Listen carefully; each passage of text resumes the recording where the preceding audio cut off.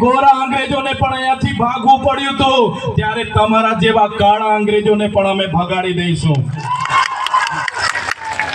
ત્યારે જંગલ ખાતાને કહેવા માંગીએ છે, તમારો જંગલ ખાતાનો કાયદો 1864 માં અંગ્રેજોએ બનાવ્યો હતો, તેની સામે પણ રૂપસિંહ નાયક અને એના ભીલો લડ્યા હતા, અને તમારું જંગલ ખાતું 1927 માં બનાવવામાં આવ્યું છે, અને આ આદિવાસી હજારો વર્ષથી આ જંગલોમાં રહે છે।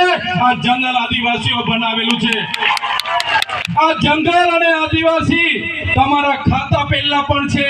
આ જંગલ અને આદિવાસી સરકારથી પણ પહેલા અહીંયા આવેલા છે। ત્યારે મારા આદિવાસી સમાજને અહીંયા હેરાન કરવાની કોશિશ કરશો, અમારી જળ જંગલ અને જમીન છીનવવાની કોશિશ કરશો, તો તીર કામઠા અને ભાલા અને પાલિયા અને ધારા અહીંયા લઈને અમે ઉભા છે। તીર કામઠા ચાલશે અહીંયા, અમે કોઈને છોડીશું નહીં। અમે આદિવાસી સંવિધાનમાં માનીએ છીએ, સમાજમાં માનીએ છીએ। અમે આદિવાસી પ્રકૃતિ સાથે, જંગલ સાથે, નદીને માતા માનવા વાળા છે, સૂર્ય અને ચંદ્રને દેવ માનવા વાળા છે, અને અમારા જ આદિવાસીઓને તમે અમારી પ્રકૃતિ, અમારી સંસ્કૃતિ, અમારા સમાજ, અમારા ગામ, અમારા જંગલથી છીનબીન કરવાની વાત કરશો, અમારી જમીનો છીનવવાની વાત કરશો, તો આવનારા દિવસોમાં આ વિસ્તારમાં પણ અમે આર પારની લડાઈ કરવા માટે તૈયાર છે।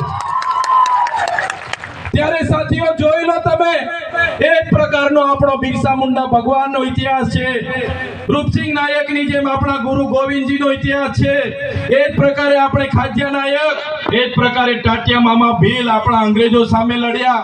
દેશને જ્યારે આઝાદી મળી, આપણને હતું કે લોકશાહીમાં આપણને બધાને સમાનતામાં લાવશે, આપણા